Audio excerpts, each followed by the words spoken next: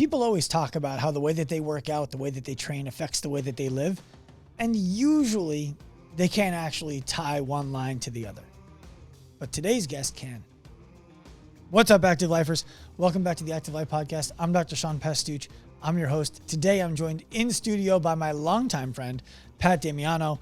I've known Pat since he was in college 12 years ago, and I've been thoroughly enjoying watching his rise on social media as a business person, as a husband, and I am really excited to bring him to you guys today, and he's going to talk to you about what it's like to switch training modalities from CrossFit to weightlifting to alternative kinds of training like kettlebell, steel mace, and clubs.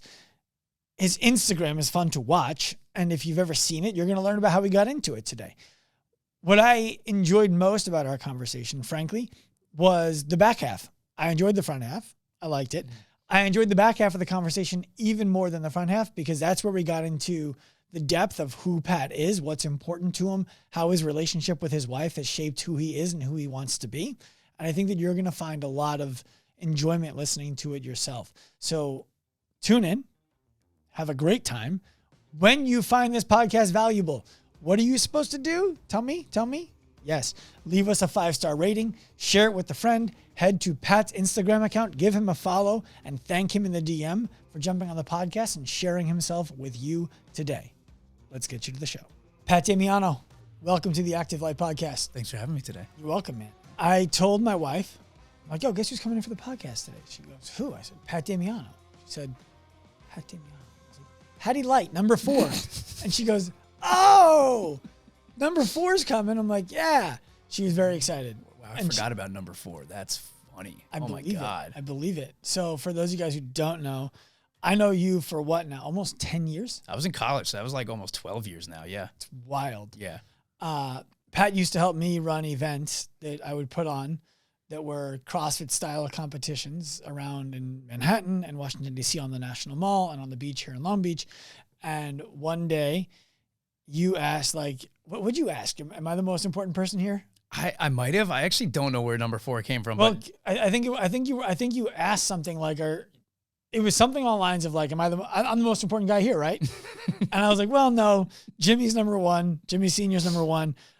Jimmy Junior's number 2. Jesse's number 3. You're number 4. That's so funny. I think that's how it went. That's so funny. I don't remember where Patty Light came from, though. Oh, so it's funny you say that because I was telling you I was at Jimmy's wedding this past weekend, and Jesse kept calling me Patty Light, and I haven't heard Patty Light in probably, I don't know, 5, 6, 7 years. Yeah. So he actually asked me that because I was telling him, I was like, I haven't heard that in so long. So Patty Light came from, I was in high school. Okay. And this was my BBM name. So this is how long ago this was. BBM? BBM. BlackBerry Messenger. Oh. So like it was like your instant message for BlackBerry. Okay. My BBM name was Patty. And I was underage drinking a lot of Natty Lights at the moment, or at the time. I was like, oh, Natty Lights, I like these. Let me change my BBM name from Patty to Patty Light. And then it just stuck. Everybody started calling me it. And then I got Instagram, so I made it my Instagram name, and it just stuck. I literally gave it to myself, and it's so stupid. Such a dumb story. So funny, because Kim, I thought we gave you that name because you were strong. And I thought, I imagined there was probably a day we were moving some heavy shit around. You did it really well. And someone was like, yo, Patty making that look light. That's where I thought it came from. And I couldn't remember. And she's like, it was probably something dumb like Natty Light. Wait, she said that? Yes. That's amazing, because that's exactly what it was. Wow. Well, she's smart. Yeah, clearly. So I'm excited to have you here, man. Yeah, me too. I've been having a lot of fun watching your social media account kind of explode. Thank you. You're welcome. Appreciate that. Yeah. I like you. I think you bring a lot of value to people, and I like seeing people who I like being successful. What I want to dive into with you today, to start at least, is you and I have had conversations about the kind of success that you want to have. Mm-hmm. And it's a kind of success that I don't relate to. Mm-hmm. So I find it fascinating. I asked you one day when you were talking about wanting to grow your business presence. I said, do you want to grow your business through deeper, more meaningful, more valuable relationships with the clients you already have, or by kind of lighting the spark to inspire a lot of people to start something and not necessarily get to know them all that well. And you said that one. I was like, oh, okay. Then I'm not the guy to help you do it. I have other people I would recommend. And I know now you're working with Mike Bledsoe. He's doing a great job with you. Best. Shout out to Mike Bledsoe. Shout out to Mike Bledsoe. And Jared. Jared's like Mike's assistant coach. So he's like, Jared's like my second coach. Okay. So Mike Bledsoe and Jared. I want to understand that mindset. Yeah. Because it's fascinating to me. I'm like, I want to know everything about the people I work with. I want to know their dog's name, their favorite band. Like I have a client who they won't hear this until after it's done. My client's client, the most important client to one of my clients, hosted us at his house for a brainstorm. Super nice guy. Walk into the house, Gabrielle Lyon's book, Forever Strong, is on the coffee table.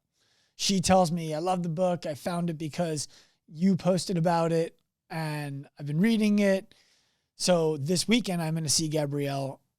She told me she'll sign a copy for me made out to this person's wife. Like that's how I want to interact with, because that's not even for my client. That's for my client's client. Yeah. Which makes my client look good. All of that. I'm fascinated by the idea of going really wide. Yeah. I want to hear what inspires you about that? So first things first, you made me realize that is what I wanted to do, actually. And I will say this, I will differentiate the two when it comes to my in-person business and my online business, because my in-person business, I do know, I'm like, you should know your clients' kids' names, where they go to school, what's their pet's name, like all that stuff. So like my in-person clients, which is probably 20-ish, 25-ish people, like love them. They're the best. A bunch of them are invited to my wedding, super close to them. I know a lot about them. And I think it's really important in that regard. So I do differentiate between that and then like how I want to grow my online business. So I kind of separate the two in a sense. Okay. But you just kind of explained it in a good way, is I want to be the person that sparks that fire, and then that person kind of takes it from there. That's what kind of gets me excited.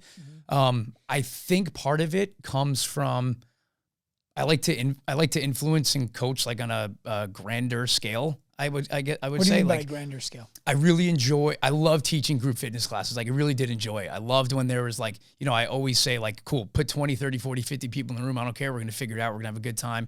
I'm going to yell. I'm going to scream. We're going to laugh, and it's going to be a great workout, and like everybody's going to have fun. Like I love that.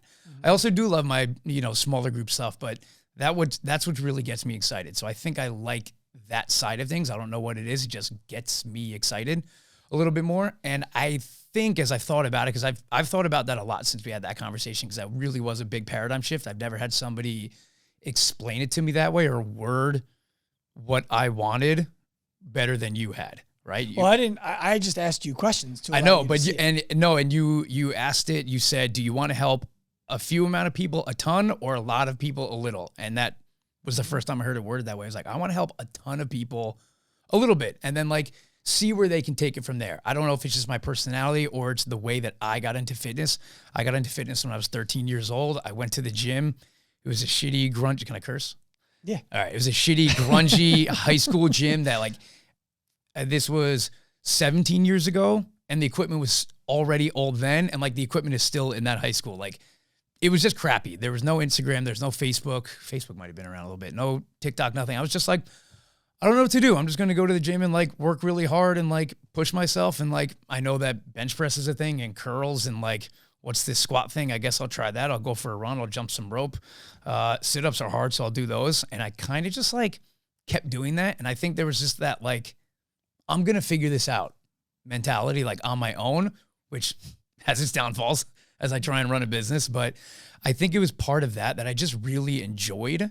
Just like, I'm going to figure this out. It's going to be a little sloppy. It might take me a little bit longer, but I liked figuring it out on my own.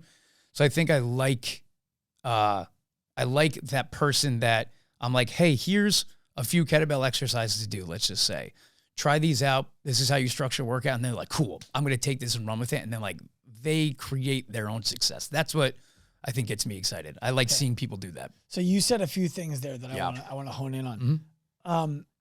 The first one that I want to just throw you some credit for is we're in an age right now where I think it's considered virtuous in some way to say that you want to help people deeply and to not actually do that. Yeah. Right? Like to say, I want to get to know my clients deeply. I want to engage with them. I want to change their lives in every possible way. And then to throw 50, 60, 70, 100 people on a Zoom screen, talk at all of them, not even get to know any of them, and pretend that you're having deep, meaningful impact with them. That's unfortunately where a lot of today's coaching is going. And it's just refreshing to hear you say, yeah, I'd rather not have that deep of a relationship with people I'm meeting online. I'd rather just spark their interest and have them go do things that are awesome as a result of being inspired by something that we did together. That's cool. I want to give you credit for that. Thanks. You're welcome. Whether you realize it or not, it takes some moxie to sit there and say that. The other thing, you just taught me something, and I can't believe I never thought of it this way. How old are you? I'm 30. 30. Okay. So that's the year the warranties are up, by the way. So you can still be super healthy, super jacked, super smart, super good looking. In fact, as you can probably tell, we as men are going to get better looking with age as long as we keep ourselves healthy. Okay. So you're not as good looking as me yet, but you'll get there. But you said there was no Facebook and there was no Instagram, so I kind of figured it out on my own. I've never gone to Facebook or Instagram to learn anything. And it never occurred to me that anybody would until you said that. Oh, yeah. Well, especially with fitness. You have to understand right now my brain is having a does not compute moment. And I need you to explain that to me. Like, if I want to learn something, I am going to go pull up journal articles, find text, buy a course, go to a website. Instagram and Facebook are like the last places in the world I'm thinking about to go and look. Well, you're not 14 years old with ADHD. No, but you're 30 without ADHD. Yeah. Well, so so the way I look at it now, and I'm pretty sure, right? If I was 14 years old right now and I was like, I want to get stronger, learn how to live, so on and so forth, there's nowhere else I'm going besides YouTube, Instagram, and TikTok, for sure. Because that's where all the biggest influencers are giving all of their information. I'm not going to go read an article. I'm not going to go read a book. I personally now would, but even still, if I want to learn something, I'm going on YouTube. Okay, I've gone to YouTube. YouTube's definitely better. Like if I genuinely want to learn something, like I'm not going to Instagram or TikTok. Like I definitely have, but for the most part, YouTube's going to be a pretty good source for that. And if I'm young and I'm trying to learn something, and again, remember when you were 14, you wanted to learn everything in 4 minutes. YouTube's a great spot for that, right? To learn like, oh, this is how many sets, reps, and exercises I need to go. Boom, cool. I'm just going to go do that. So your brain doesn't compute it because I think it's also just the times. Like that's where you learn things now when you're 15 years old, which is where a lot of people are starting to get into. Do you think it's where 30-year-olds are learning too? Yeah. Oh, my wife learns everything on TikTok. So 100%. Oh my God. I don't even know what to do with this information. I probably sound like such an old idiot right now. And how old are you? 40. Okay. On Saturday, I turned 40. Oh, no. Happy belated birthday. Thank you. Happy 40th. I spent it meditating on an airplane ride back from Austin, Texas, because I had food poisoning from lunch. So I don't know if you have any travel anxiety. I don't like traveling. Let me back up, actually. I love traveling. I very much dislike the traveling part of traveling. Yes, I like the being there part. So for a long time, I actually said no to things that now I would absolutely say yes to, just because of the hassle and inconvenience of traveling. You know who Jay Ferrugia is? Yeah, of course. So Jay is becoming a good friend of mine, and I'm grateful for his influence in my life. And he said to me, he's like, dude, you should come out and be on the podcast with me. I'm recording in LA until December 5th. Then if it doesn't work, we'll figure out when we can do it in the future. And I just texted him. I was like, dude, tell me what Jay Ferrugia would do. Because right now, the thought of flying back, I was just in LA for a podcast. The thought of flying back out to LA in the next 2 weeks to sit down and talk for an hour. And he's like, Jay Ferrugia would get on the flight. I'm like, great, I'm coming. Of course. That's it, I'm coming. But I don't know if you feel that way too. Now do that with food poisoning. Terrible. I can't imagine being the guy who's sitting next to me. Yeah. Because I was definitely farting. But I was moaning like a pregnant woman. Yeah, it's bad. Like, my wife has been pregnant. I know what it sounds like. I was like, in my seat to try to avoid shitting my pants and puking at the same time for 3 hours. I've been on a plane with the same feeling. Okay. Because I was incredibly hungover. Okay. So not food poisoning, just coming out the top, wasn't coming out the bottom. Right. But I know what it's like to travel with that feeling. And it's actually, it completely changed my life. That one experience, I was like, I'm dry as can possibly be the day before a flight. Oh, yeah. It's the worst. Oh, yeah. It was like one of the worst days of my life. And it was my birthday. Well, here's the thing. It's like an inverse relationship with age and being hungover that I've learned. So it used to be, like I could get hammered on a Saturday and be fine by Sunday at noon. Mm-hmm. Then it was like, I could get hammered on a Saturday and be fine by Monday morning. Mm-hmm. Now it's like, I could have 2 drinks on a Saturday and be fine by Wednesday. Yeah. 2 drinks on a Saturday, fine by Wednesday. So, just be prepared to back that up from 1 day dry before a flight to 2 to a week to like, I just don't drink anymore. I'm getting there. I'm not far off. But so anyway, I don't remember how we got onto that topic. Shit. Talking about traveling. Do you remember what I was asking before that? God, I'm blanking right now. I totally spaced out. Oh, well, so did I. But like, back to you coaching people in a wide way. Because I was talking to you about going deep. I wanted to give you credit for that. And then, people learning on the internet. Oh, that's what it was. Like, yeah, we were talking about kids. If you wanted to learn, for example, let's just take an example. You wanted to learn how to build a high ticket business. Yep. What would you type into Instagram? Well, that's a good question. So if I wanted to learn how to do that, that's where I personally, so this is where I think like the differentiation comes in, like, depending on what you're looking up in your age as well. Like, that's where I personally would go get probably a book or like start to go down the rabbit hole of one specific person. I would just be like, all right, I'm going to listen to everything Hormozi has to say or everything Dr. Sean has to say, whatever it is. That's the way I would go about it. I think it comes down to what it is you're looking up and how old the person is. And I also think it depends on the type of learning somebody wants to do. Like, this might have something to do with what we're talking about right now. If I personally am like, I kind of want to get into stocks, I'm going to go on YouTube because I want a 12-minute video that's going to tell me something super simple. I'm like, all right, cool. I'll just go start that. I'm going to go for thousands of dollars. I go wide, right? I go an inch deep and super wide because I'm like, let me just know a little bit about everything and then I'll go from there. I think you're the type of person that would just go super deep and need to read the encyclopedia of whatever and how to trade stocks, and then you'd go in super hard. Mm-hmm. And I think most people, and again, especially kids, that's how they're trying to learn now is, cool, Larry Wheels told me I need to do 5x5 deadlifts for the next 6 weeks. I'm just going to go do that. Doesn't matter what else anything has to say. I'm just going to go do that. And that can happen in a 45-second Instagram clip or a 5-minute YouTube video. Right. He didn't share his dose. Yeah. Did he used to live on Long Island, that guy? On Long Island? I just remember seeing him training with John Gaglione years back. I don't know. He's bounced around a lot because I feel like everywhere he goes, it's probably awful to train because he's a celebrity in any gym he walks into. Yeah. Okay. You said something that many people have said on this podcast, and I've always ignored it simply because I didn't want to go there, but I have to ask. Yeah. You mentioned that one of the people that you would go look up, the first person who came to your mind was Hormozi. Yeah. Why? What is it about his content that makes you feel like this guy is someone I should listen to? So it's funny. I actually don't like him that much. Okay.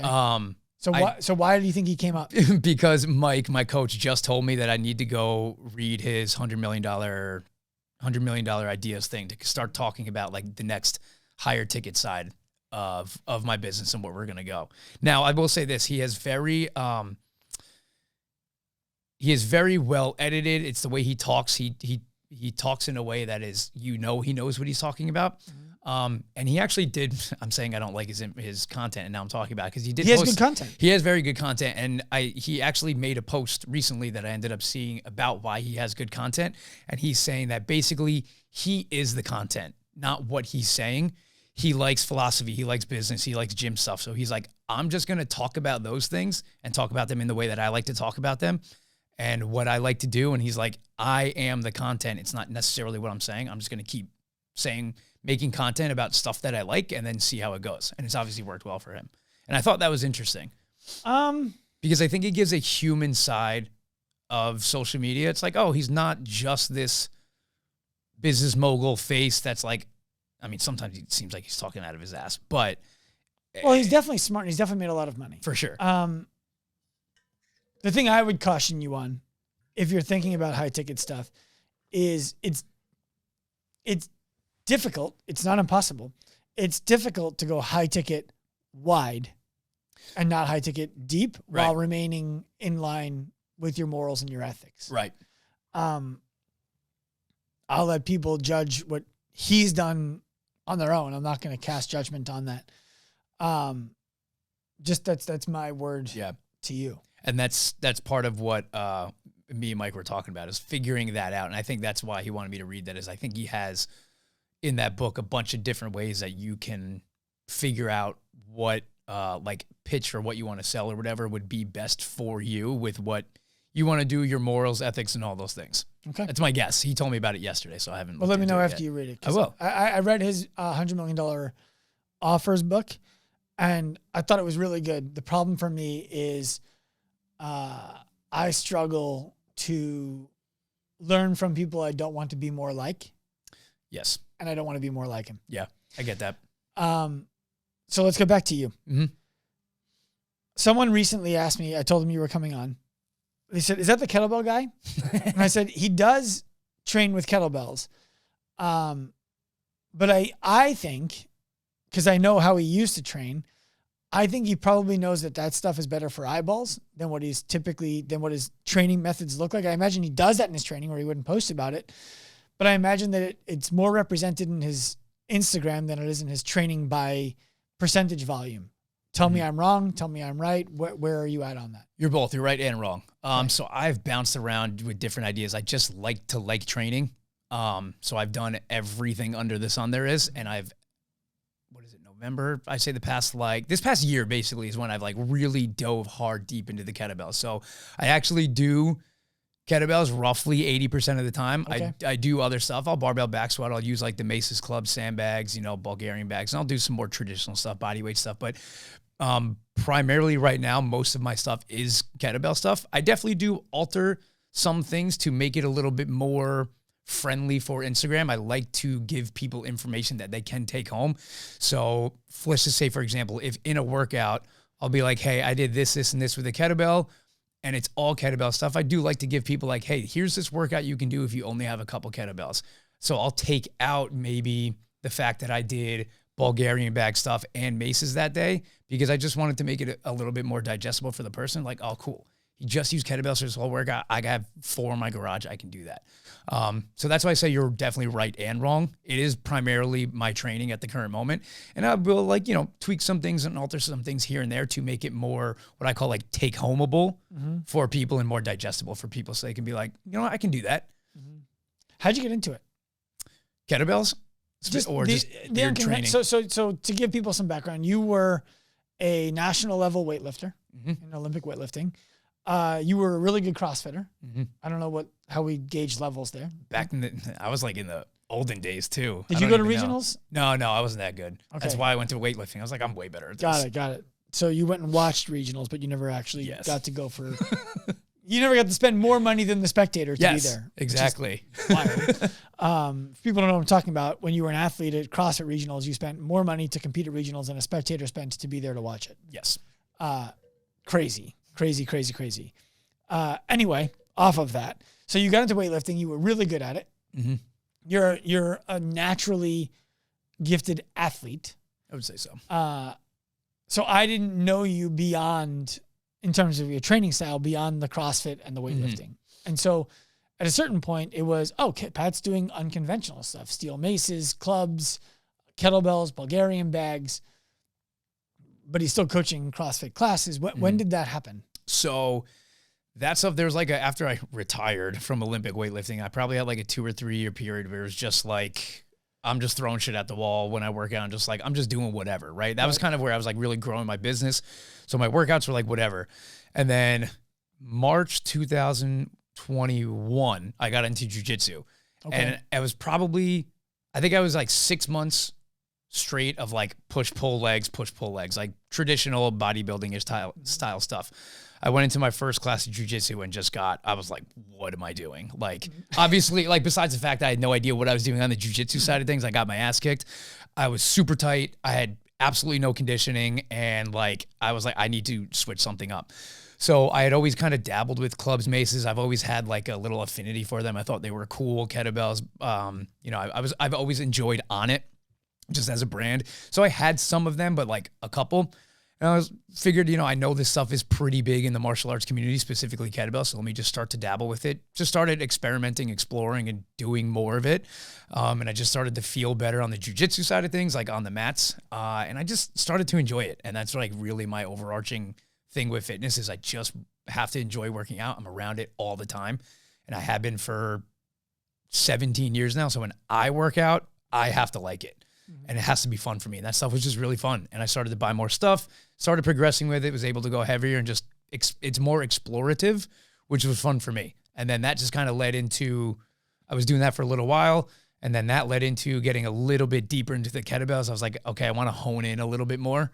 I like to be strong. I like to lift heavy, and kettlebells definitely geared towards that a little bit more. So do you write yourself a periodized program before you start, or do you show up in the garage and you're like, what do I feel like doing today? So 50-50. For a long period of time, it was like, throw it at the board, whatever the hell I feel like doing that day. Now I'm not as structured, but it definitely a little bit more structured. I will make sure I get in my swings, presses, clean and snatches, rows. Like it's more of a general blueprint, but nothing super structured. So what's the blueprint? The blueprint is get in my... When you say get in, what does get in mean?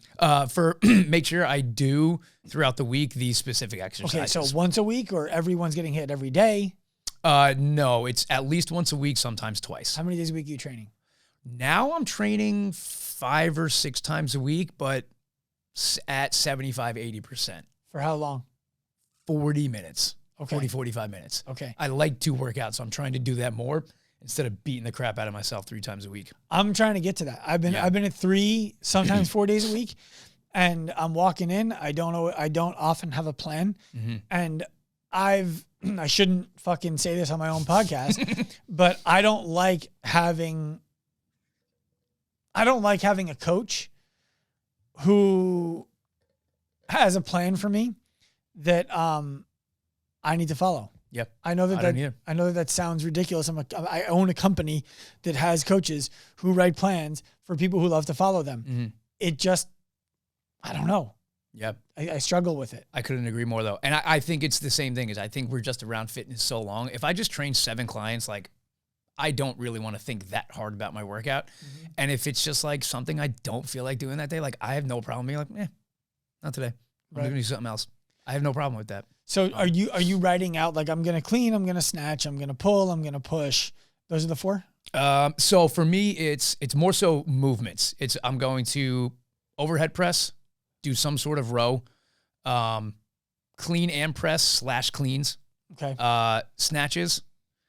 And then, those are kind of like the 4, I'm missing something, swings, and then some sort of squatting motion. Okay. So one thing I want to say that just came to me as we were talking about that is, I think that what you touched on there that was smart is there is some level of do as I say, not as I do. Mm-hmm. And the reason for that is because I did what I say for long enough to earn to do what I do now. Mm-hmm. And I think that a lot of people who are coming to you, probably, I can't speak to your clients, but certainly to Active Life, are in a phase of their life where they haven't done all the things necessary to do whatever they want to do. Yes. And so they need to follow a plan. I don't know. I'm just thinking out loud. I agree, because from CrossFit with weightlifting, there was probably a 6-year period of my life I didn't write a single rep of any of my own workouts. Someone else wrote it for Somebody else wrote it, especially with Olympic weightlifting. When I had a coach, the same coach for 2.5, 3 years I was doing it, I didn't do anything that he didn't say. And I think it just, I wasn't really a trainer there. I was like coaching some CrossFit classes here, but I think there's something about, like you said, I've done it. So like now I have that freedom. It's like the person who got in really good shape and is like, hey, I can have pizza probably more often than the person who's trying to lose 20 pounds. Right.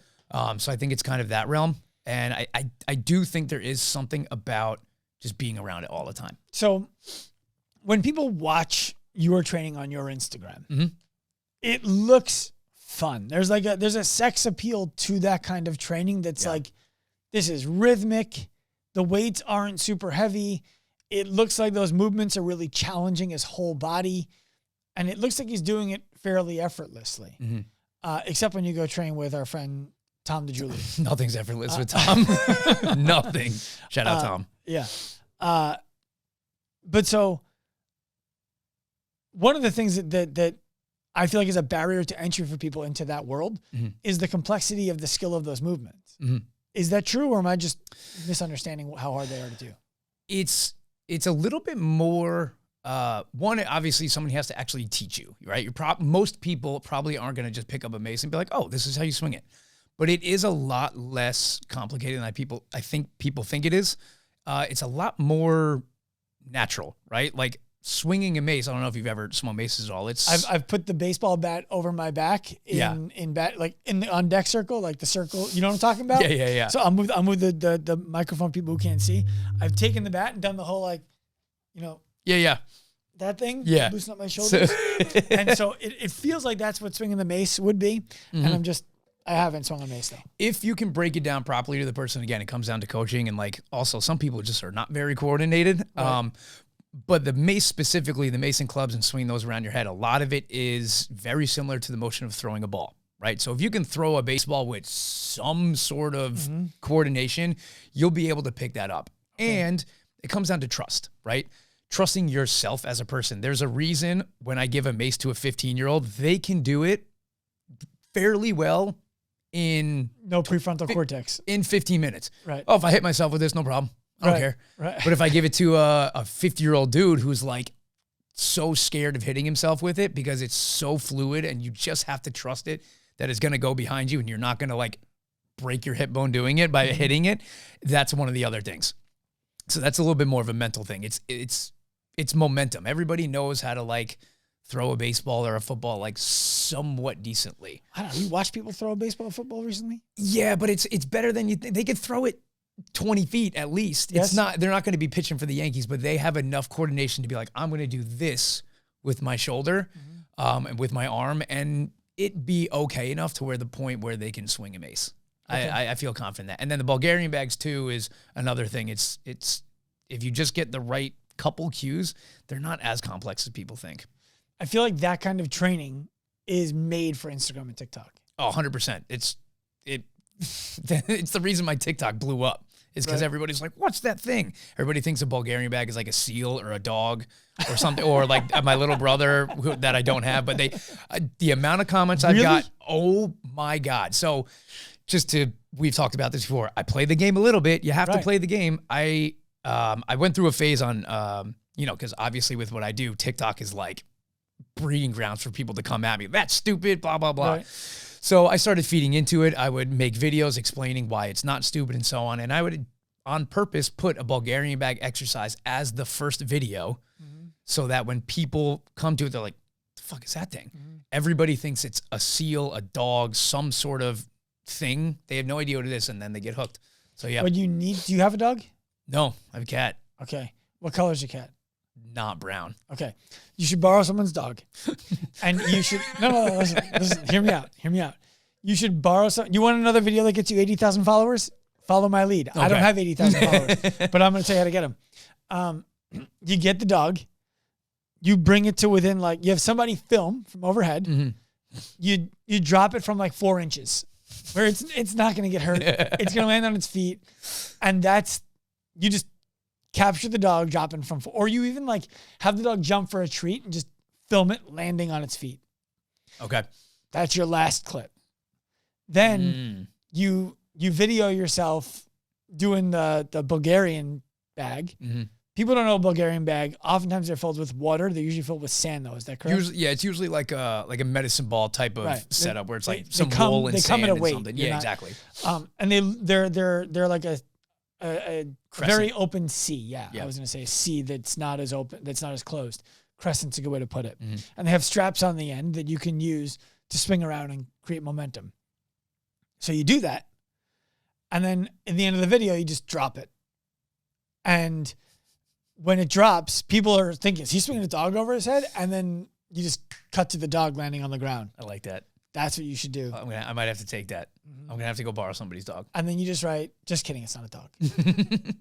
I like that. I'm gonna use that. That's going to get you another 80,000 followers. All right, I'm giving you credit when it happens. I appreciate that. Cool. Do that. I do want to go back actually real quick, just Please. to, we were talking about like learning the exercise and stuff like that. And something I always try and tell people is, because people see me doing it and they're like, I'm going to hurt myself doing that. Right. Yeah, it looks that way. It does look that way. And I totally understand that. And it might be uncomfortable. I try and use the same analogy every time. Is the first time you walked into a gym, you didn't try and deadlift 400 pounds. You started with maybe a kettlebell or a PVC pipe or an empty bar, and you built yourself up. Your lower back and hamstrings and glutes, they built resiliency in it. And your joints and your body just eventually got a little bit accustomed to the load. And then you could add weight and then add more weight. And then you refined your technique and so on and so forth. And all of this stuff, especially with the kettlebells, it's no different, right? And because this might be more of a personal thing, because they are a little bit more complex, right? You just like anything, you start very light. You're obviously not using this 100-pound kettlebell for clean and presses the first day. You're going to start light. It might be a little goofy, just like the first time you threw a baseball was goofy or the first time you shot a basketball was goofy. It's learning a new skill. And on top of, yes, obviously getting stronger, when you feel a little bit more proficient at that skill, it feels that much better, right? Squatting's pretty straightforward. Put the bar on your back. Once you get like kind of the Bambi legs worked out, at that point, it's just wait. There's something about, okay, yes, I'm getting stronger in these kettlebell clean and presses, but I'm also not bashing my forearm as much. Or I'm being a little bit more efficient. I felt like I was using my hips a little bit more on that one. There's something that feels good about that. And partially why I think I stuck with it and why I think people get really into it is because it's not just getting stronger in a different way. It's learning a new skill, and that feels good for people. People want something to learn. It looks like dancing with a weight. Yeah.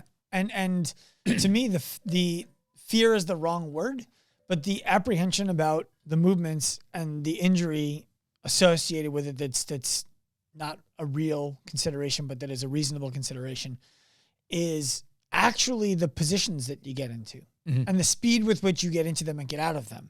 Like there's a lot of transition that I see. Getting down into a lunge, getting down on, into a lunge, forearm on the ground, all of those kinds of things.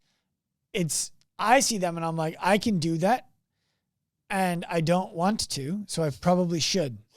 That's what happens for me. Yeah. Does that make sense? Yeah, it makes a ton of sense. I've always had strong disdain for lunges. I hate lunges. Yep. So I'm like, I should lunge more. Yeah. Brutal. I totally get that.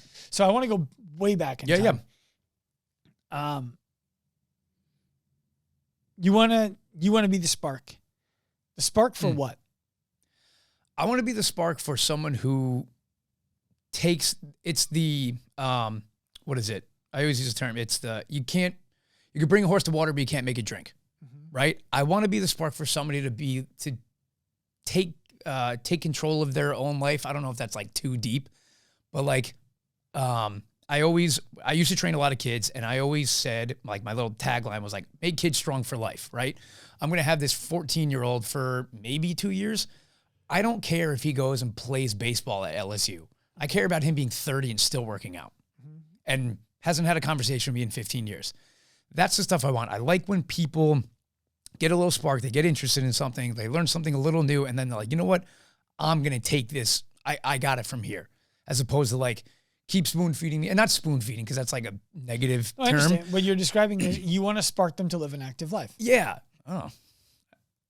It wasn't even on purpose. It wasn't even on come purpose. on. It wasn't. But yeah, that's what gets me excited. I think we talked about something, had that conversation. I love when people randomly message me on Instagram, and I will answer basically every single DM that I get. If I don't, it's because I just didn't see it. But if I basically see all of them, I love so much when people are like, been following you for a month. I just bought my first kettlebell. Holy crap, this thing's awesome. And like, that's it. They might never buy my stuff. They might never be a client of mine, but like they did it on their own. I was just that like, what's that? All right, fine, I'll try it, right? It's the same reason I give Jocko Willink an insane amount of credit for getting me into jiu-jitsu. I've never talked to the guy. I mean, I've read his books, so that's different, right?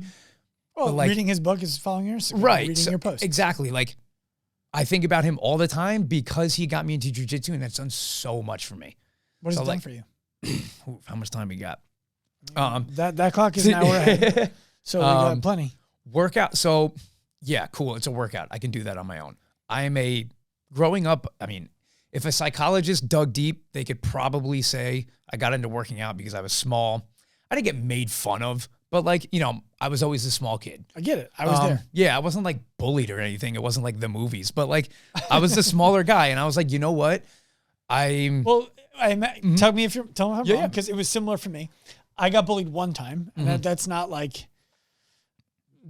I do anything. Well, it's not why I worked out. It's not why I got into sports. I was already doing them. I imagine what you're describing is people would make fun of you who were your friends, who were your teammates, and they would say things, and you were like, that shouldn't have hurt. Yeah. But it landed somewhere, and I need to fucking improve that so it doesn't land anymore. How do I improve that? I work out. Yep.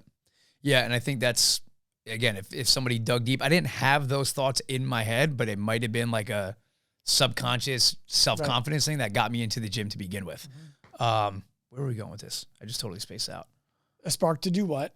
And then we were talking, it's okay, you're allowed to space out. Yeah. We were talking about Jocko Willink and how he got you into it. Oh, jiu-jitsu. Okay. That's what it was. So that's why I think I got into working out. I've always been like timid, don't like confrontation at all. I've never been in a fight in my life. I don't like any of that stuff. Confidence is like, I'm confident, but like it's definitely a thing, right? You have self-esteem. Okay, yeah. I definitely have some self-esteem stuff. And part of that was like, you know, I'm a little timid. I don't like confrontation. I don't like hard conversations. I don't like physical confrontations. So jiu-jitsu has really got me over, for the most part, over that. Like I've noticed like, one, I'm not like, look, this is the reality of the situation. I have a wife now. When I go out and we're at a bar or something, like you're looking around. Like 3 years ago, I'd be like, wow, I hope nobody does anything stupid. Now I'm like, hey, if you do something stupid, come find out, right? Like I'm not that good at jiu-jitsu, but like, let's find out. So like that exudes a little bit of confidence in you. Just like you could breathe a little bit more. You can walk around with, you know, with your chest held high. And I'm not saying like I'm walking around like, go ahead, try me. Not at all. It's just like, that's part of it. So confrontation is a little bit more comfortable. And I've noticed it translate into actually having a conversation with somebody. Like I'm way more inclined to have a difficult conversation with someone, I think, because I'm a little bit more used to confrontation now. Because I do it two or three times a week. I'm fighting for my life. So it's like, I could have a hard conversation with someone. What's interesting about that to me is, first of all, let's start with when you're calmer, you're less likely to fly off the handle. And having at least the belief that you can defend yourself creates a sense of calm. And so somebody would have a much harder time now dragging you into a situation that would force you to be in a fight, even though you're more capable of ending that fight in a favorable way to yourself than you were when earlier they'd have an easier time dragging you into it. Yeah. Even if you didn't end up finding yourself in one. So I find that fascinating. What I also find fascinating is, and by the way, mix in stand-up once a month or so. I should. I want to get, I used to box a little bit, like just for fitness sake. Right. And I want to get back into it a little bit. Well, the guy you just saw me talking to before we started, I was walking Pat down to Active Life. And the guy who owns a Muay Thai studio next door, I told him I'm just going to come and sign up because I've been not coming because I don't want to train at 6 a.m. And that's the only time he has that I can justify making. I just have to sign up and do it. And so the thing, what I'm sharing with you is I have very little faith in my ability to tap anybody out in jiu-jitsu. I have a fairly high level of faith that I could avoid being tapped out long enough for a fight to be broken up. be annoying enough for them to be like, this isn't worth it anymore. Yeah, where it'd be like, guys, this is boring. No one in the bar wants to watch this. But on my feet, I feel really confident. Mm-hmm. And I feel like if I was in a bar, that's where it would start. Oh, it's always where it starts. So just go get yourself comfortable there, too. Yeah, but it ends on the ground. Don't remember. Hopefully with one of us on the ground.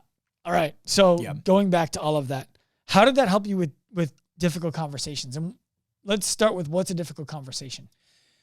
Something that's simple, like, even if it's just a conversation with my wife, like something that I'm like, I don't really want to bring this up. Like, we could probably let it sweep under the carpet or something like that, or maybe a conversation with a client or a business type of situation, or actually like expressing, how I'm actually feeling in a scenario where I may be frustrated. Like, I'm very prone to like letting things brush away and probably not talking about them as much. So I think it kind of helped me be like, let's just nip this in the butt now. I don't know what it is. It might be something that's happening with age as I'm just getting a little bit older and more mature too, but I don't think it's necessarily a coincidence that in the past couple of years, I felt more comfortable just like being confronted or being in a somewhat confrontational. What's an example of a confrontational conversation that you've had with your wife that you're comfortable talking about? When I say comfortable talking about it, I mean that she wouldn't be upset you discussed it. No. I mean, so I don't know if I could think of one immediately off the top of my head. I forget everything. Everything. And that causes some issues sometimes. And she 100% understandably gets frustrated with that because I get frustrated with it too. And I think I used to maybe be a little bit more standoffish with it and blow it off a little bit more. Now I'm more inclined to maybe explain why I think I forgot that, or like apologize, like genuinely apologize, like understand how annoying that is.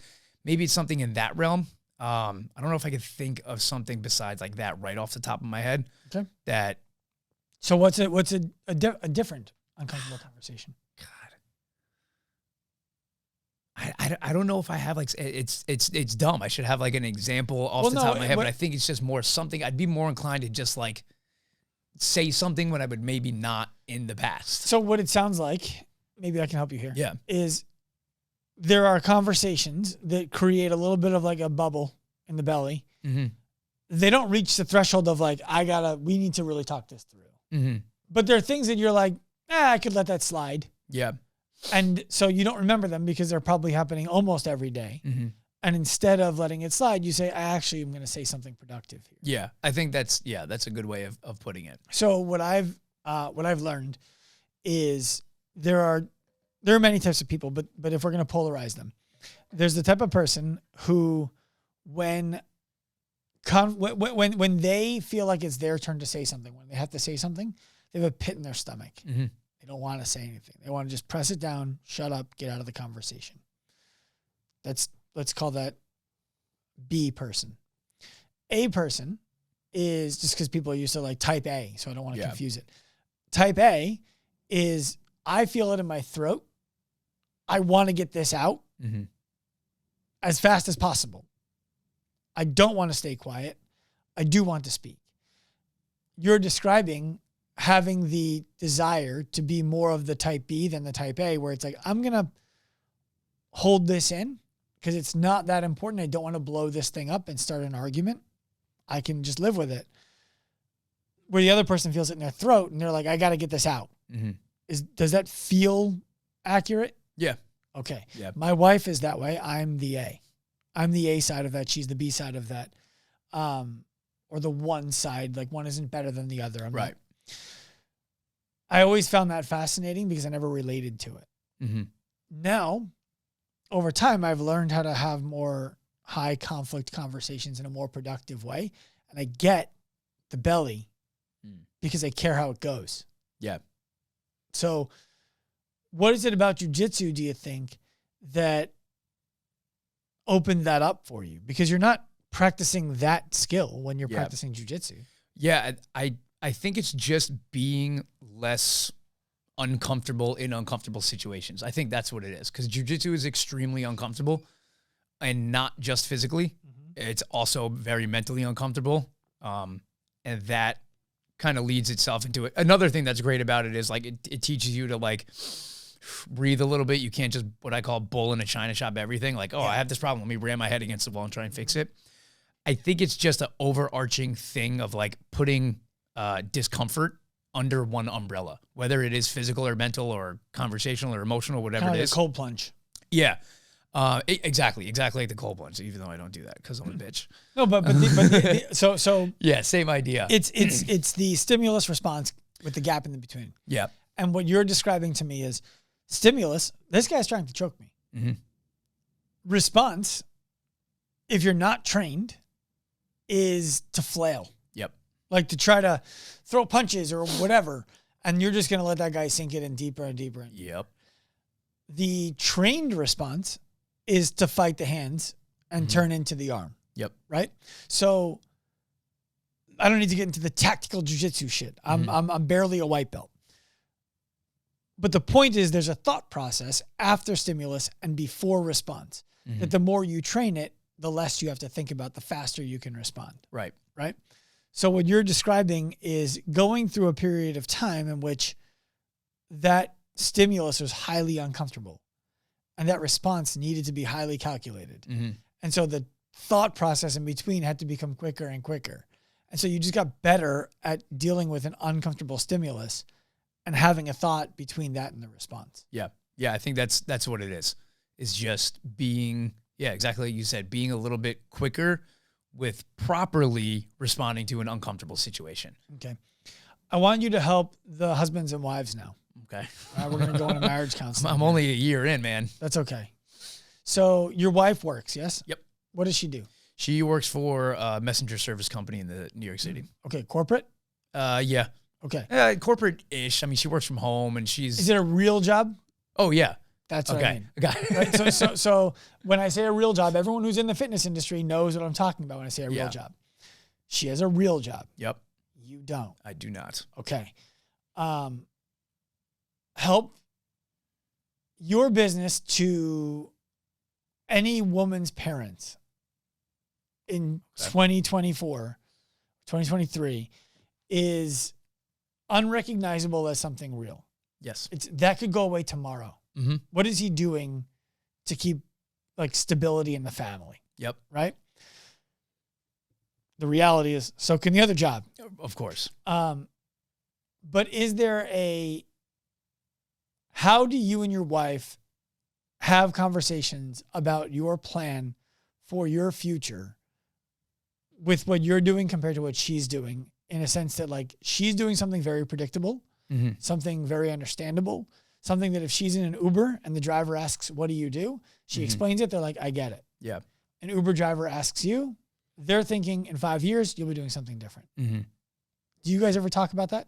We do actually, because she's better at that than me. Like At what? Like explaining that for me. Like I'm like, oh, I'm a personal trainer. And she's like, no, you own a personal training business. Like say it in a little bit more of a professional way so it sounds better. Cause she is very business savvy and she's like my pseudo business manager. Yeah, exactly. So she's actually a little bit better than me at that. But I guess the way... Now, are you talking strictly online or just in general with what I do? No, and like with your wife. So like there are guys out there right now who they have a wife who has a great job. They're coaching and they're making fine money. Yep. But they feel like they need to do something more established, more high status. Okay. And so they're fighting this battle right now between the life that they want and the life that they think that they should want. And so they're making decisions that are leading to burnout because every day that they train, every day that they take a new online client, they're thinking, if I can't be doing this in 20 years, if my wife is thinking I'm some loser who like has a training business and that's cool and she goes out and tells her friends and they don't get it and their husbands don't get it, they're thinking every day about getting a real job. How do you guys talk about it so that you don't have to think about getting a real job? Gotcha. Okay, I see what you're saying now. Yeah, so we talk a lot about, growth, right? And what is, I don't want to say the next 5 years, the next 10 years, but not just being like, okay, this is where I'm at. Let's just stay with it. It's okay. How can we Or how can you figure out ways to scale? Maybe you're charging more for clients or whatever it is, different ways to get capitalize on your schedule. Because at the end of the day, in this industry, you only have so many hours in the day. But it's coming down to how do we actually turn this into a business instead of just I train people for X amount per hour for this amount of time or have this many clients. It's how do we take that from being a trainer to technically a business owner.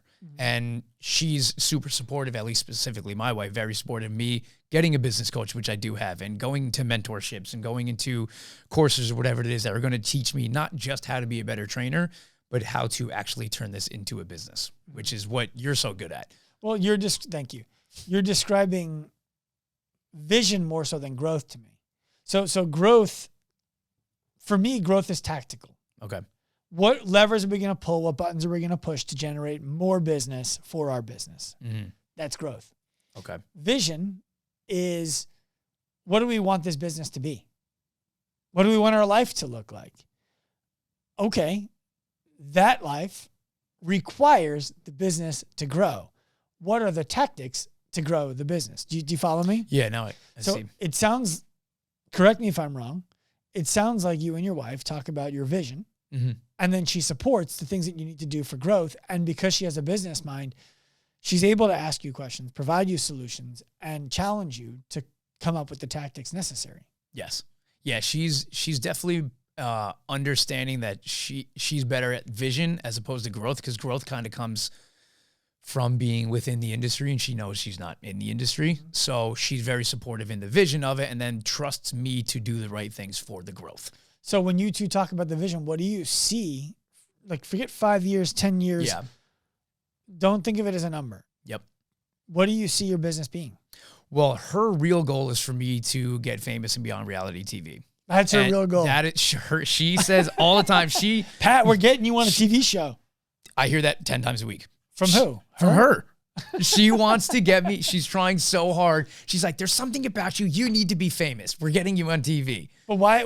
Okay. It's because she thinks it would be fun. She thinks I'm great, and she thinks other people should see me for that. That's cool. Yeah. So, okay, I got distracted for a second. Okay. Tell her you're going to go on Too Hot to Handle. What's that one? I haven't watched it, but I think it's one where good-looking people go on and they try not to have sex with people who are not their significant others. I will not be going on that one. We're talking more like real-world type of stuff, maybe. That's the same thing. Technically, I guess. It's close to it. So, what do we want our lives to be in the future? Yeah. Essentially. By the way, I think it's very cool that your wife thinks you're so cool you should be on a TV show. I know it's so cliche. She's my biggest fan. Like, literally before this, she was like, good luck. You're great. You should be like, because right now I'm going through this like spurt in growth on Instagram. And she's like, you're amazing. And I'm like, I don't celebrate anything. And she's like, you're so great. Like, stop it. She really is just the best person ever and super supportive of me. And it's amazing. It's needed for me in this time of my life and just in general with going through a business like this. She's the best. I can't get better. I've had my wife on this podcast several times, twice in the last few months. And recently we were at an event together. And before we went to the event, I actually told her on the podcast, and we talked about it significantly afterwards. I told her, when we go to events and you're with me, socially, I need you to stand next to me, not behind me. Mm-hmm. You stood behind me and in front of me long enough to allow me to become who I am. Mm-hmm. When people ask me questions now, they think they're asking me, but they're really asking us. And sometimes they're asking you. I need you to take credit for what you did, because those guys are going to go home and think that they have to do it on their own if they hear it from me. Mm-hmm. If they hear it from you, they're going to learn how to talk to their wife. Yeah. And so I think it's foundational that your wife supports you the way that she does emotionally and socially and is your biggest fan. That is so underrated, so undervalued. And what it indicates to me, and I'm curious to learn about this, is that you're probably an awesome husband to her. I would like to think so. Well, how do you do that? I definitely like to think that I am. Let's pretend for a moment. Yep. that you're on a podcast Okay. because you're a great husband to your wife. Yeah. And I now want to learn from you. What are the things that you do that make your wife happy, make your wife proud? What do you do on purpose? On purpose. I don't like to say the word, everybody says like, oh, I help out around. Like, no, I view everything as like a joint thing. Kind of like you just said, they're not asking you questions. They're asking both of you questions. Mm-hmm. I do kind of view us as a very cohesive group, the two of us, when it comes to whether we're going somewhere, whatever it is. And I try and support her the best that I can in things that she wants to do because, the company that she works for, long story short, she might be doing some entrepreneurial stuff in the future as well. And I want to support her no matter what it is that she wants to do. And I want to just kind of genuinely listen to her and be there for her whenever it is she's going through X, Y, and Z. I think that, it's hard to genuinely put into words because I find us, it's cliche, but we are just like best friends. It's like, I don't really know how I support my best friend, like my best guy friends. I just do, I don't know if that's a bad answer. Sorry, Cody. No, it's a good answer. It's a, what's her name? Cody. Okay. So I said, because Cody's on this podcast with me all the time. Yeah. And we were talking about you maybe meeting him today. Mm-hmm. And that's funny that your wife's name is Cody. What's interesting about that is I can describe how you show up, at least from when you were helping me with the events. There are people who show up when it's convenient for them, when they're getting paid something for it, when they have something that they're going to get in return, right? And then there are people who show up and do the thing. And if something comes in return, they're grateful for it. Mm-hmm. You were always the guy who you said something to once, and then you would go and do it. Mm-hmm. And oftentimes better than I asked you to do it. Oh, well, thanks. You're welcome. And there was never, ever, ever a doubt, will Pat be on time? Will Pat do what he says he's going to do? Will Pat take criticism? Will Pat do the hard work? Like, there are people who answer to Pat at this thing. Is he going to do the work that they're doing, or is he just going to tell them what to do, and when it doesn't go right, blame them? Never was a question. So the way that shows up as a friend, and I imagine as a husband, is it's just safety. Yeah. It's emotional safety. And what that does is it creates the opportunity for inspiration, because you don't have to think about your hierarchy of emotional needs anymore. They're taken care of. My husband's here for me. I don't have to think about it. Mm-hmm. That we can ask Cody. Yeah. But I imagine she would describe that as part of it. I think she would. And it's funny you say the word safety, because me and her have talked before, because like she will sit on the couch at like 8 or 7 or 8 or something like that. She falls asleep every single night on the couch. I'm like, we have an hour and a half to like watch a little TV together. She's out like that every time. And like, I joke with her, but like sometimes like, God damn, like I'm just sitting here alone every night. And she ended up coming across a TikTok, because that's where people learn things nowadays, I guess. And it said something about like, if you've had your guard up for so long, once you can like let that down and like feel safe, it's just like the most relaxing thing ever, like physically and mentally and emotionally. And that's what happened. I think she came across a TikTok that was specifically talking about that. It's like, now you can just breathe and it's relaxing and you can just sleep in a sense. If you've been so like wound up and tight and on guard for a while, and then once you kind of have that, it's just like, for someone. My wife fell asleep on me at the comedy mothership during a set. I'm with you. It's the same. Yeah. And I do think the safety has something to do with it. Yeah, I think so. And I think that I can't speak for women, but as a male entrepreneur, there's the lack of safety that we would describe, at least that I would describe, has a lot less to do with the physical fears, and it's a lot more to do with the emotional fears. It's if I fail, if I'm not providing, if I'm not doing something of value, I'm emasculated. Yep. Like, I'm a fucking loser. And I don't want to be a loser. I want my wife to look up to me, not to have to carry me. Yeah. And she did in my life, at least. I don't know if that ever happened for you, but my wife had to carry me for like, God, 7 years. It's brutal. And so now I'll never go back that way. Yeah. Ever. But that's the safety that she provided me, is that I never, when I was in it, felt like she was judging me for having to carry me. She was just doing it. It was like, yeah, this is what I do for you. Mm-hmm. And there's nothing I could say that she did specifically that made me feel that way. It was just everything. It was how she was. And so it sounds like that's what you're struggling to describe. It's just how you are. Yeah, I'm not good at putting into words. You're way better at putting things into words as well. Practiced. I'm also very bad at putting into words things that I do. I don't know how to explain. I would urge you to start replacing that with I'm unpracticed.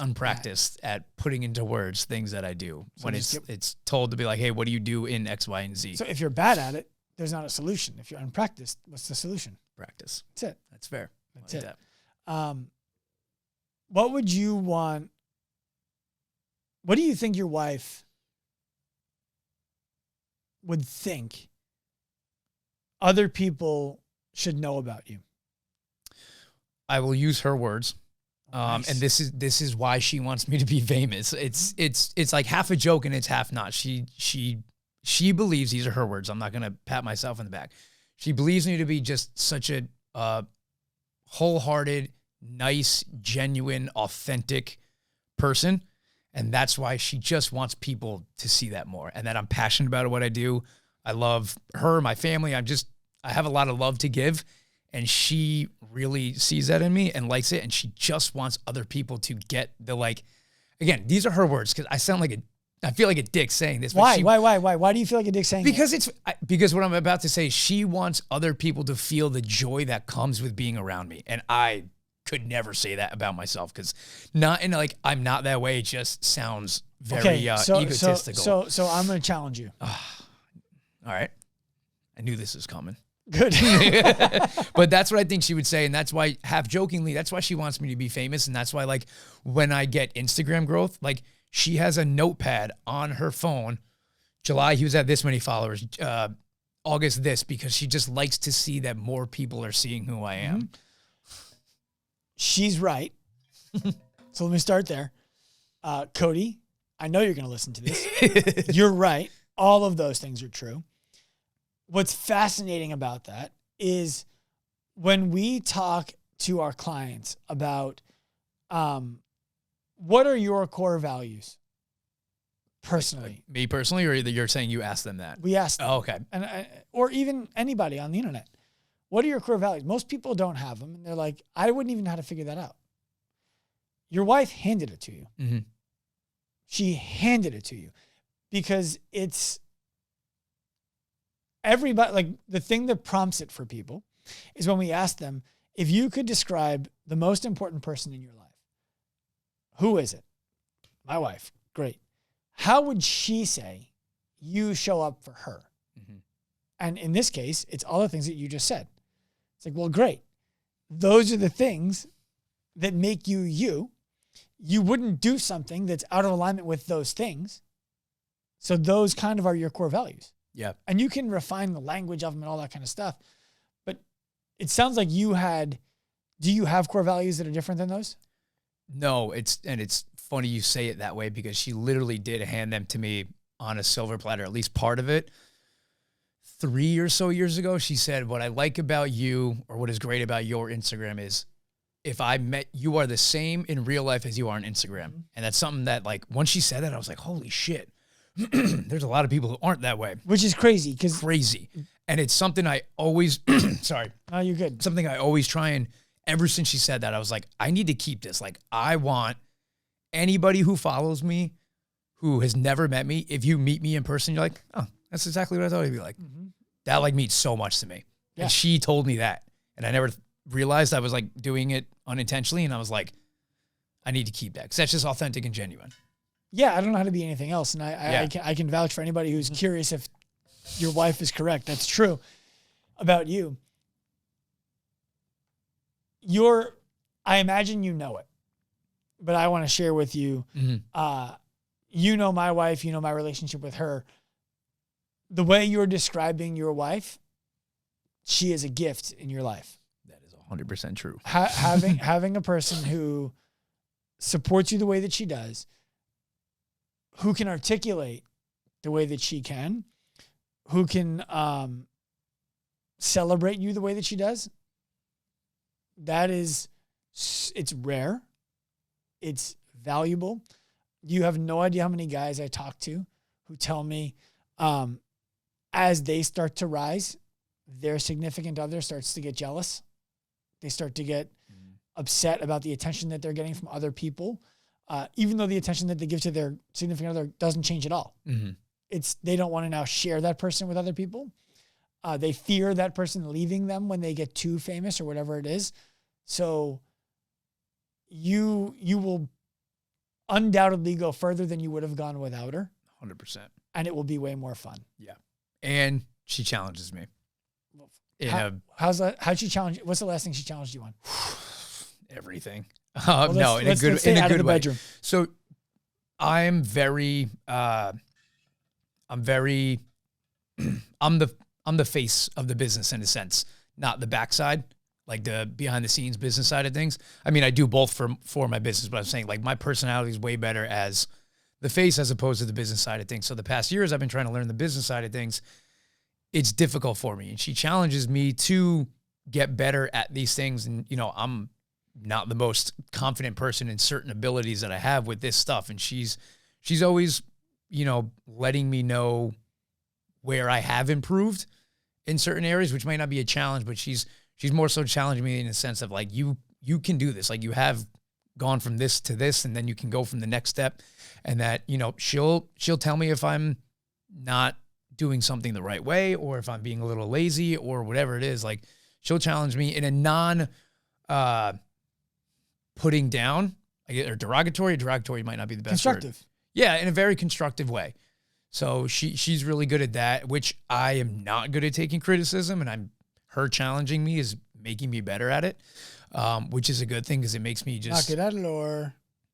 I'm not practiced. There you go. I'm pretty bad at taking criticism because you haven't practiced. I'm not practiced at taking constructive criticism. Yeah. Well, so and she helps me do that because I can't get mad at her because she's like, "Hey, you should." I'm gonna make up a scenario. She's like, "You should make sure you get all your programming done today because it's Thursday and we have plans Sunday, so you don't have to do it on Sunday." And when she says that, I'm like, "Ugh," for no reason, just because I have. And I'm like, "You're fucking right. Fine, I'll go do it now, even though I don't want to." Like it's little things like that, and like I can't get angry at that because she's right. I know she is. She's always right. Mm-hmm. I learned that one early. I do make the joke. I say she's always right unless we're in the gym. Then I'm right. Okay. But yeah, it's stuff like that where she challenges me to like just be a little bit more better, a little more on top of things because I'm not, and she is. Well, listen, that's okay. That's where I would tell you, talk to your business coach. Yeah. About when is it time for you to hire somebody. I gotta hire her. That's what she wants. I can't afford her though. Does she want to work for you? She does. I can't afford her. Okay, but that's okay. What she might be able to do, we can talk about this if you have time for lunch after this. Yep. But what she might be able to do is start to help you out in ways that wouldn't be a full-time role anyway. Yeah. And those could free you up to do things that could create the opportunity to make it a full-time role. Yeah. And that's she does some of that already, which is nice. Okay. What would you want people who are listening to this to leave knowing about you? About me? I do what we just said. I do feel that I believe my wife when she says that. I just have trouble saying it myself. I am authentic, genuine. I do really enjoy what I do. I'm passionate about everything that I do in my life for the most part. It's a good quality of ADHD. If I don't like something, I usually don't really do it. So if I'm doing it, I'm pretty passionate about it and I believe in it. And I think it's really beneficial for somebody else if they try it. I try not to be dogmatic about anything. I don't think the way that I train is the best. I just like to do it the most for me. So I think that is something that I think people need to do a little bit more often is step outside, try and find things that they genuinely enjoy doing, whether it's jujitsu or kettlebells or whatever it might be. Try and find some sort of enjoyment in whatever extracurricular activities that you have going on when it comes to fitness, at least, or anything really. just try and find something you enjoy, because that's the best way that you're going to be making progress with it. That's kind of my overarching philosophy on fitness. I love that. If people want to buy something from you or they want to follow you, where do they go? If you want to follow me, at, what is it? Pat Damiano _. Yeah. At Pat We'll put it in Damiano the show _ notes.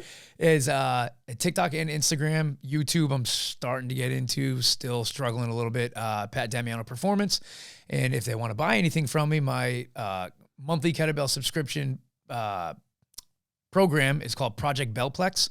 And for 7 days of that are free. You get 4 kettlebell workouts a week, kettlebell and bodyweight workouts a week. You get 2 mobility workouts a week and 1 rest day. And I'm starting to throw some barbells in there a little bit for those that want to do a little bit more. But that is, that's 7 days for free. And then you can get that with the link in my bio on Instagram or TikTok. Okay. My 2 cents. Yeah. Keep the barbell out of it. It's a different avatar. It is. I'm dabbling with the, hey, if you have a barbell and you want to throw this in there, I'm dabbling with it. I don't know if I want to do it yet, because I kind of just want to keep it like, hey, these things fucking work. Use them. That sounds to me like kettlebells work. That sounds to me like, hey, when you're on your beach vacation, if you want to drive 4 hours inland and ski, this is where I would go. True. It's like, well, then I got to pack ski stuff to go to the beach. Okay. Just I like that. No, my 2 cents. I like it. No, I think that's good. Pat, thanks for coming on, man. Thanks for having me. I appreciate it. This is great. I hope you enjoyed this episode of the Active Life Podcast. Please remember, give us a hand, rate it, review it wherever you listen to shows. We are on a mission to humanize the healthcare industry by professionalizing the fitness industry to empower the individual to live a life unlimited by the way that their body looks, feels, or performs. If you are inspired by that mission and want to jump on the wagon, find us anywhere. Active Life Professional on Instagram, Active Life RX on Instagram.